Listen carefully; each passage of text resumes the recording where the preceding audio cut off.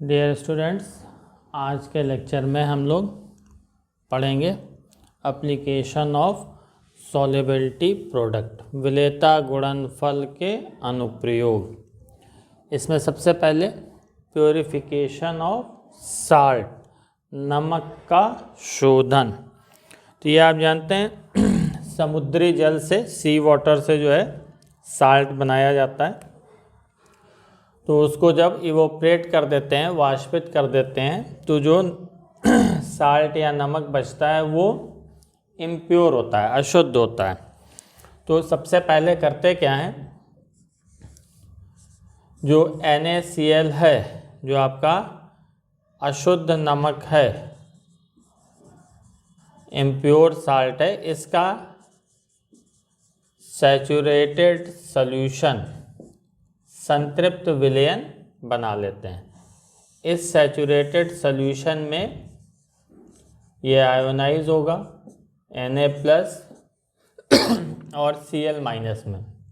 तो इस इक्विलिब्रियम के लिए Ksp की वैल्यू हो जाएगी सोडियम आयन कंसंट्रेशन और क्लोराइड आयन कंसंट्रेशन का प्रोडक्ट, इसके इक्वल हो जाएगी। अब इस सॉल्यूशन में हम HCl गैस जो है वो पास करते हैं। तो HCl क्या है? स्ट्रॉन्ग इलेक्ट्रोलाइट, प्रबल विद्युत अपघट्य।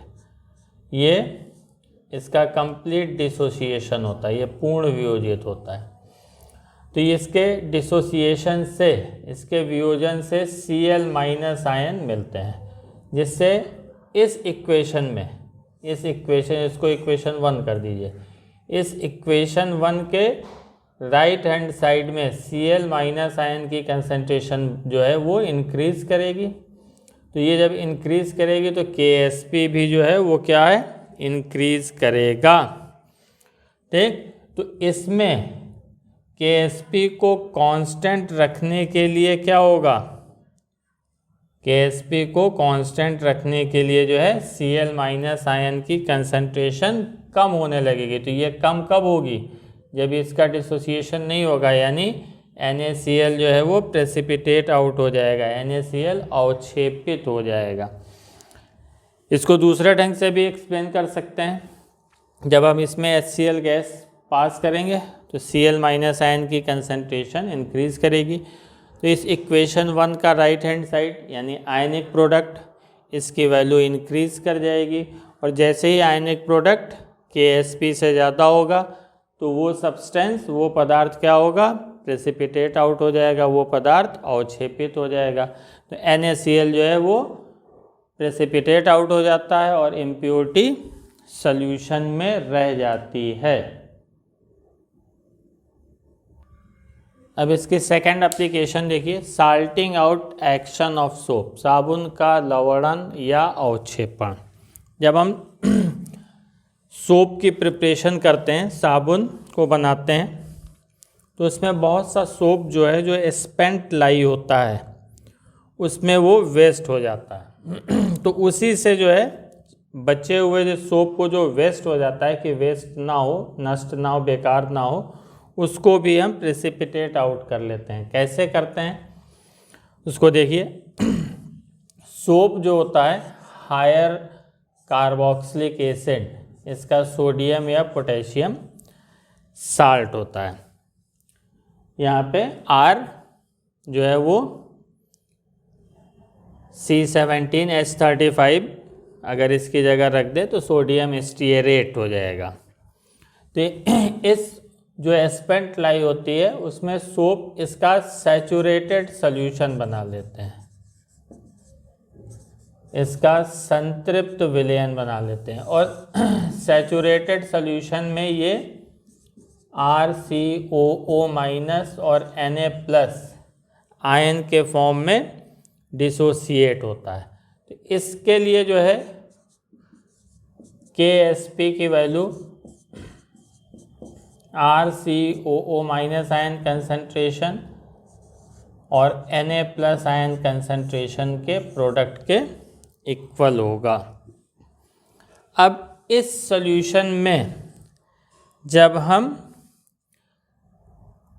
साल्ट का या नमक का कंसनट्रेटेड सॉल्यूशन मिलाते हैं, इसमें NaCl सॉल्यूशन जो है ऐड करते हैं, तो NaCl स्ट्रॉन्ग इलेक्ट्रोलाइट है, ये पूर्ण वियोजित होता है, कंप्लीट डिसोसिएट होता है। तो यहाँ से सोडियम आयन कंसंट्रेशन इस इक्वेशन 1 से ये इंक्रीज़ कर जाती है, तो इसके कारण Ksp भी इंक्रीज़ करना चाहिए।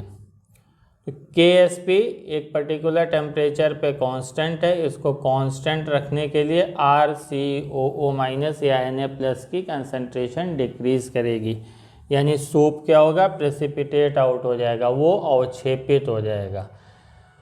दूसरे तरह से जब इसमें साल्ट मिलाएंगे, नमक मिलाएंगे, तो Na+ कंसंट्रेशन ज़्यादा हो जाएगी, जिसके कारण इस इक्वेशन 1 से आयनिक प्रोडक्ट की वैल्यू, आयनिक गुणनफल का मान सॉल्युबिलिटी प्रोडक्ट विलेयता गुणनफल से अधिक हो जाएगा और सोप जो है वो प्रेसिपिटेट आउट हो जाएगा।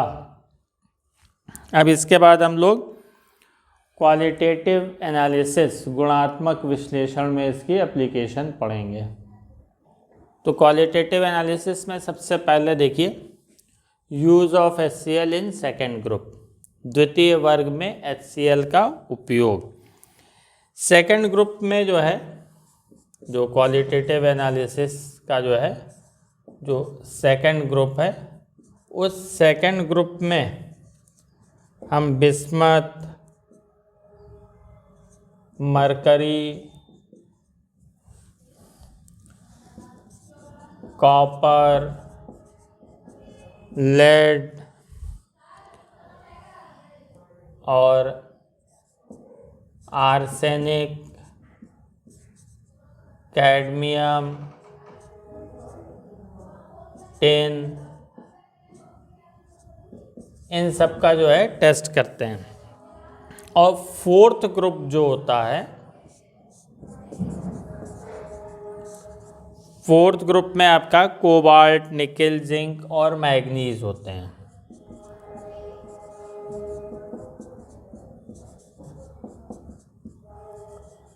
इनका जो है टेस्ट करते हैं। और ये दो जितने भी हैं, ये सब सल्फाइड के फॉर्म में, यहाँ पे X जो भी मेटल आयन होगा उसकी वैलेंसी सल्फाइड के फॉर्म में प्रेसिपिटेट आउट होते हैं।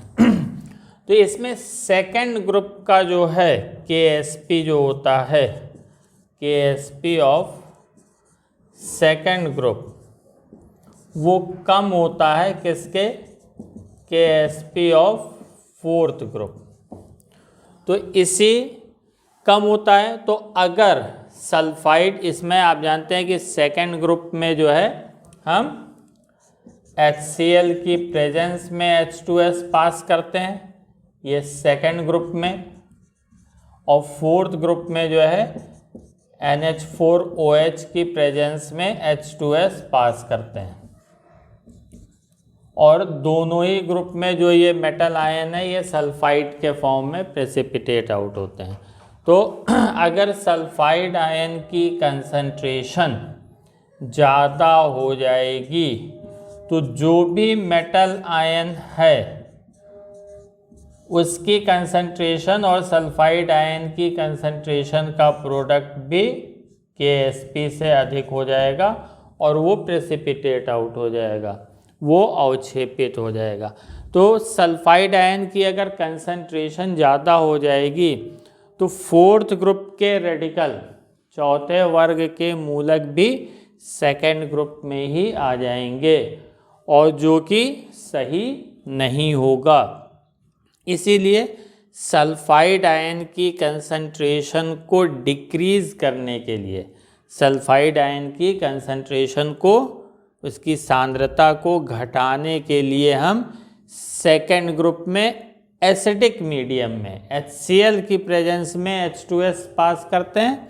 और चूँकि फोर्थ ग्रुप का मेटल सल्फाइड का Ksp जो है वो अधिक होता है, इसलिए इसमें एल्कलाइन मीडियम में, क्षारीय माध्यम में H2S प्रवाहित करते हैं।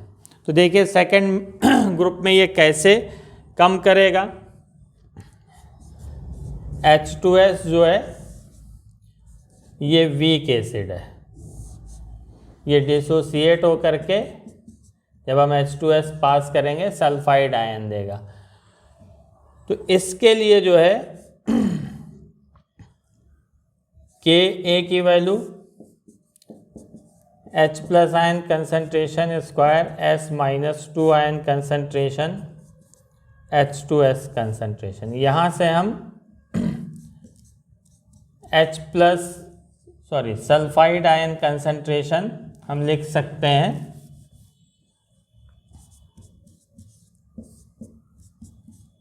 Ka into H2S concentration divided by H plus concentration का स्क्वायर। इसको हम इक्वेशन 1 एज्यूम कर लेते हैं। अब देखिए यहाँ पे जब हम HCl की प्रेजेंस में हम H2S पास करेंगे तो HCl क्या है, स्ट्रॉन्ग एसिड, ये पूर्ण वियोजित होगा, कंप्लीट डिसोसिएशन होगा। तो यहाँ पर H प्लस के कॉमन आयन प्रोड्यूस होंगे, ये इसके सम आयन उत्पन्न होंगे और कॉमन आयन इफेक्ट से, सम आयन प्रभाव से इस वीक एसिड का डिसोसिएशन और भी कम हो जाएगा। ये पहले ही कम जो है वियोजित होता है, सम आयन के कारण इसका वियोजन और भी घट जाएगा, इसका डिसोसिएशन और भी डिक्रीज कर जाएगा। तो इसके कारण सल्फाइड आयन की कंसंट्रेशन सॉल्यूशन में डिक्रीज करेगी और जब सल्फाइड आयन की कंसंट्रेशन डिक्रीज करेगी तो जो सेकेंड ग्रुप के आपके मेटल आयन हैं उनका और सल्फाइड आयन की कंसंट्रेशन का प्रोडक्ट, इसका गुणनफल ही उनके खुद के सॉल्युबिलिटी प्रोडक्ट से ज़्यादा हो पाएगा और केवल सेकेंड ग्रुप के ही रेडिकल वो प्रेसिपिटेट आउट होंगे, केवल द्वितीय वर्ग के ही मूलक अवक्षेपित होंगे, फोर्थ ग्रुप के नहीं। अब इसको दूसरे ढंग से भी एक्सप्लेन कर सकते हैं। इस इक्वेशन 1 से सल्फाइड आयन की कंसंट्रेशन H प्लस से पे डिपेंड करती है, ये इंक्रीज करेगा तो ये डिक्रीज करेगा। तो HCl स्ट्रॉन्ग एसिड, इसके प्रेजेंस में H plus ion concentration increase करती है जिसके कारण सल्फाइड आयन कंसंट्रेशन डिक्रीज करती है और ये इतनी डिक्रीज कर जाती है कि केवल सेकेंड ग्रुप के मेटल आयन और सल्फाइड आयन की कंसंट्रेशन का प्रोडक्ट, इसका गुणनफल ही उनके सॉल्युबिलिटी प्रोडक्ट से ज़्यादा हो पाता है, इसलिए केवल सेकेंड ग्रुप के ही रेडिकल प्रेसिपिटेट आउट होते हैं।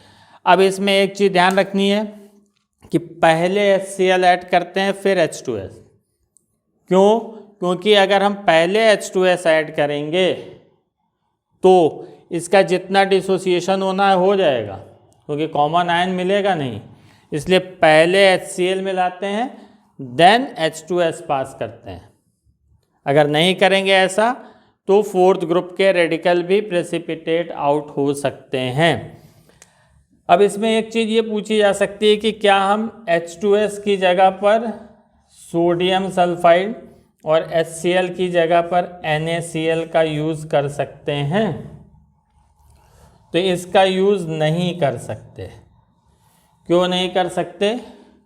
दोनों ही क्या है, स्ट्रॉन्ग इलेक्ट्रोलाइट, दोनों ही प्रबल विद्युत अपघट्य हैं और इनका कंप्लीट डिसोसिएशन होगा और डिसोसिएशन पे ये इतना सल्फाइड आयन दे देगा कि सेकेंड ग्रुप के साथ साथ वो फोर्थ ग्रुप के भी धातु आयन, मेटल आयन जो है वो सल्फाइड के फॉर्म में सेकेंड ग्रुप में ही आ जाएंगे, जो कि अनरिक्वायर्ड होगा, इसलिए हम इसका यूज़ नहीं करेंगे। अब इसके आगे हम लोग पढ़ेंगे use of NH4Cl in third group. तो देखिए use of NH4Cl in third group में जो है हम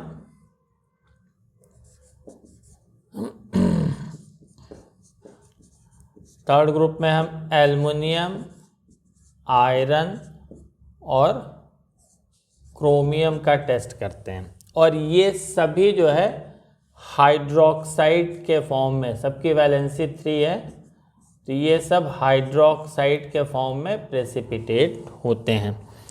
इसके साथ साथ जो है फोर्थ ग्रुप के जो है आपके जिंक और मैग्नीज,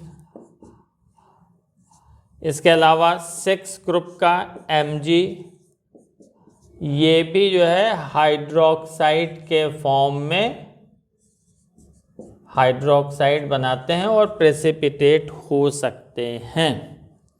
तो थर्ड ग्रुप का जो ग्रुप रिएजेंट है, वर्ग अभिकर्मक है, वो NH4Cl की प्रेजेंस में NH4OH, यानी हम पहले NH4Cl मिलाते हैं देन NH4OH। क्यों मिलाते हैं?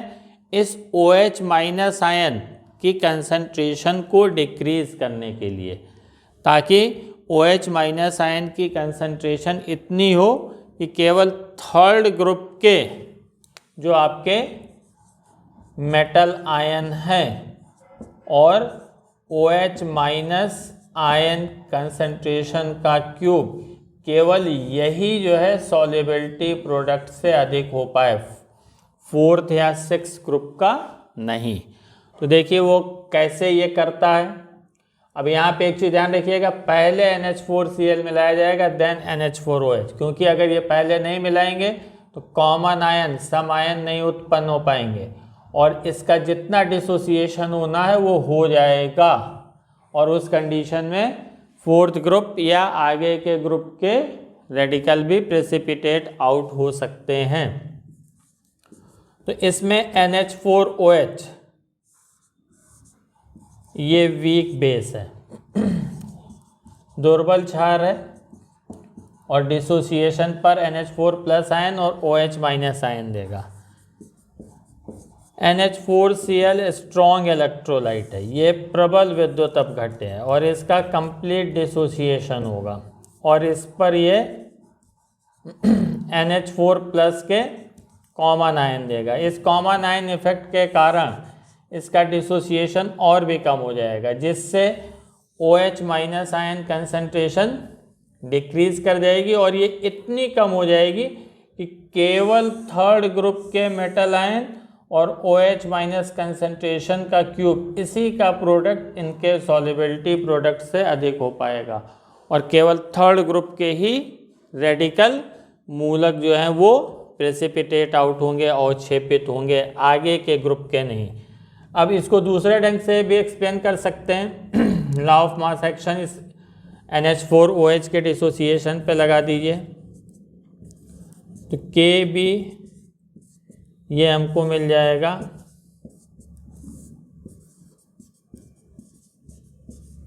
यहाँ से हम OH माइनस आयन कंसंट्रेशन लिख सकते हैं,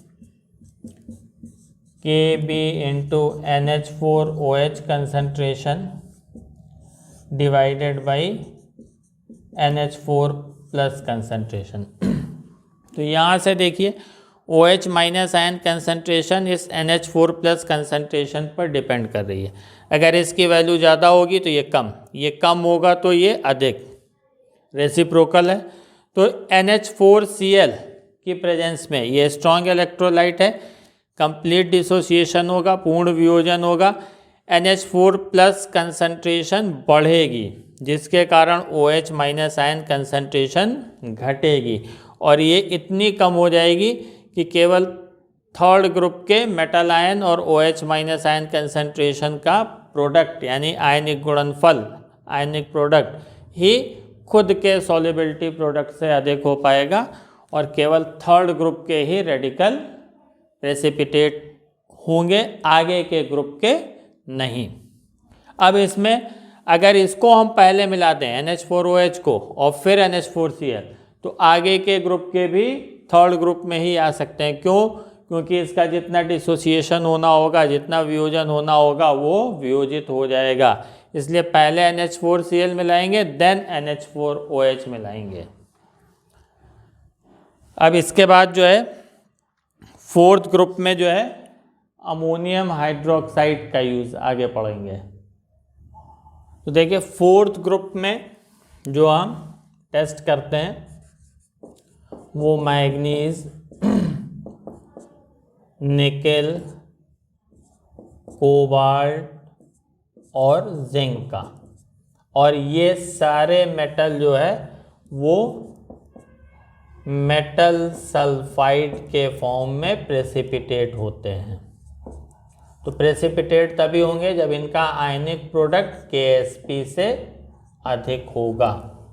और फोर्थ ग्रुप का सॉल्युबिलिटी प्रोडक्ट अधिक होता है, चौथे वर्ग का विलेयता गुणनफल अधिक होता है। तो सल्फाइड आयन की कंसंट्रेशन को इंक्रीज करने के लिए, सल्फाइड आयन की सांद्रता को बढ़ाने के लिए हम बेसिक मीडियम यानी NH4OH की प्रेजेंस में H2S पास करते हैं। तो इसका ग्रुप रिजेंट होता है NH4OH की प्रेजेंस में H2S। तो इसमें होगा क्या, H2S जो है वो वीक एसिड है, इसका डिसोसिएशन कम होगा,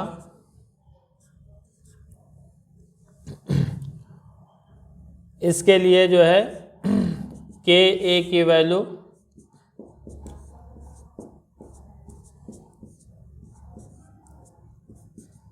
ये हम लिख सकते हैं। यहाँ से सल्फाइड आयन कंसंट्रेशन को हम लिख सकते हैं Ka into H2S concentration divided by H plus ion concentration का स्क्वायर। NH4OH भी जो है वो वीक बेस है, इसका भी डिसोसिएशन कम होता है, लेकिन यहाँ पर H2S के डिसोसिएशन से जो H प्लस मिलते हैं और NH4OH के डिसोसिएशन से जो OH माइनस आयन मिलता है, ये आपस में कंबाइन करके अनआयोनाइज्ड लगभग अवियोजित H2O बना देता है, जिसके कारण सॉल्यूशन में H प्लस कंसंट्रेशन घटती है।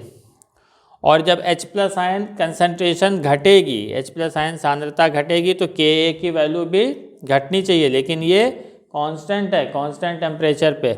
तो इसको कांस्टेंट रखने के लिए सल्फाइड आयन की कंसंट्रेशन बढ़ती है। Ka को स्थिर रखने के लिए सल्फाइड आयन की सांद्रता बढ़ेगी। क्यों? क्योंकि H प्लस घट रहा है, यानी इसका और डिसोसिएशन होगा। तो जब सल्फाइड आयन कंसंट्रेशन बढ़ जाएगी तो वो इतनी ज़्यादा हो जाएगी कि चौथे वर्ग के रेडिकल, उनकी कंसंट्रेशन और सल्फाइड आयन की कंसंट्रेशन का प्रोडक्ट Ksp से ज़्यादा हो जाएगा और चौथे वर्ग के रेडिकल प्रेसिपिटेट आउट हो जाएंगे। इसको यहाँ से भी समझ सकते हैं, इस स्टेप से। जब H2S का H प्लस NH4OH के OH माइनस से कंबाइन करके H2O बनाएगा और ये अनआयोनाइज्ड है, अवियोजित है, तो H प्लस कंसंट्रेशन क्या होगी? घटेगी। ये जब डिक्रीज करेगा तो सल्फाइड आयन कंसंट्रेशन क्या होगी? बढ़ जाएगी, और ये इतनी ज़्यादा हो जाएगी कि सेकेंड ग्रुप के रेडिकल को, द्वितीय वर्ग के मूलकों को अवक्षेपित करने के लिए सफिशिएंट होगी, अवक्षेपित करने के लिए पर्याप्त होगी। तो चौथे वर्ग के मूलक अवक्षेपित हो जाएंगे, फोर्थ ग्रुप के रेडिकल प्रेसिपिटेट आउट हो जाएंगे। इसके बाद फिफ्थ ग्रुप में अमोनियम हाइड्रोक्साइड का यूज। देखिए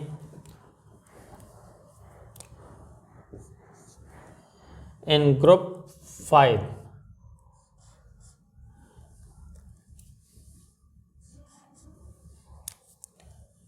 तो यहाँ हम चतुर्थ की जगह पंचम कर देते हैं, फिफ्थ ग्रुप।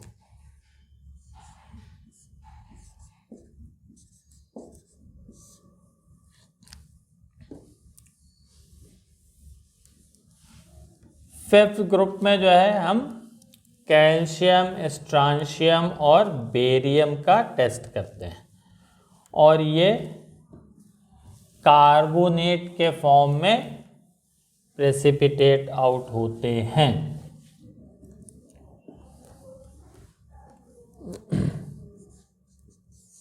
ये जो है कार्बोनेट के रूप में अवक्षेपित होते हैं।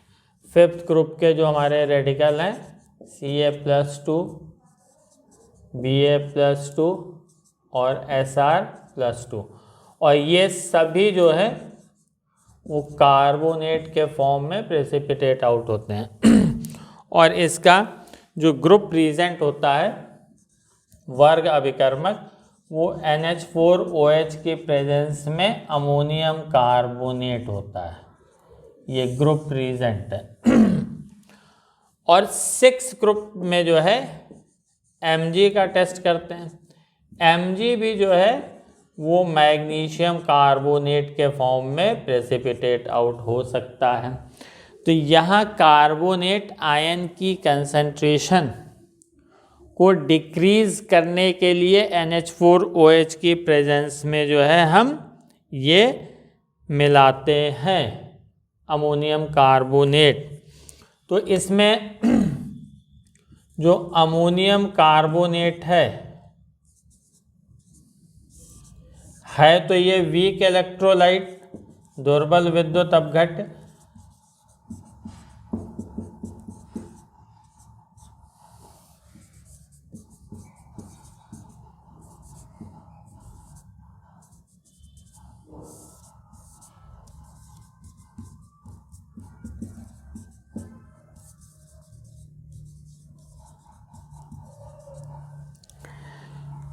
तो ये अमोनियम कार्बोनेट वीक इलेक्ट्रोलाइट तो है, लेकिन ये डिसोसिएशन पर इतने कार्बोनेट आयन दे देता है कि 5th ग्रुप के रेडिकल, 5वें वर्ग के मूलक और 6th ग्रुप के रेडिकल दोनों ही एक साथ प्रेसिपिटेट आउट हो जाएं, दोनों ही एक साथ अवक्षेपित हो सकते हैं। तो इसे कार्बोनेट आयन की कंसंट्रेशन को डिक्रीज करने के लिए, घटाने के लिए NH4OH की प्रेजेंस में अमोनियम कार्बोनेट मिलाते हैं। तो NH4OH की प्रेजेंस में मिलाएंगे तो यहाँ NH4 प्लस के कॉमन आयन, सम आयन प्रोड्यूस होंगे और इस कॉमन आयन की प्रेजेंस में इस वीक इलेक्ट्रोलाइट अमोनियम कार्बोनेट का डिसोसिएशन, वियोजन कम हो जाएगा और जब ये कम हो जाएगा तो कार्बोनेट आयन की कंसंट्रेशन कम हो जाएगी और वो इतनी कम हो जाएगी कि केवल 2nd ग्रुप के जो रेडिकल हैं उनकी आयन का कंसंट्रेशन और कार्बोनेट आयन का कंसंट्रेशन ही उनके खुद के सॉल्युबिलिटी प्रोडक्ट, विलेयता गुणनफल से अधिक हो पाएगा। कोई भी हो, कैल्शियम, बेरियम या स्ट्रांशियम, कोई भी। 6 ग्रुप Mg+2 के जो है कार्बोनेट से ज़्यादा नहीं हो पाएगा और इसके कारण जो है केवल 5th ग्रुप के ही रेडिकल प्रेसिपिटेट आउट होंगे और उसके आगे के रेडिकल इनका प्रेसिपिटेशन नहीं होगा। तो इतनी चीज़ थी आपकी आयनिक इक्विलिब्रियम में। आयनिक साम्यावस्था में 30% सिलेबस रिड्यूस हो गया है। तो इतनी ही चीज़ पढ़नी है। जो रिमेनिंग जो इसका पार्ट एक्सक्लूड किया गया है, हटाया गया है, उसके वीडियोस बाद में आपको मिलेंगे। तो ये जो है चैप्टर यहीं पे कंप्लीट हुआ। Thanks for watching this video.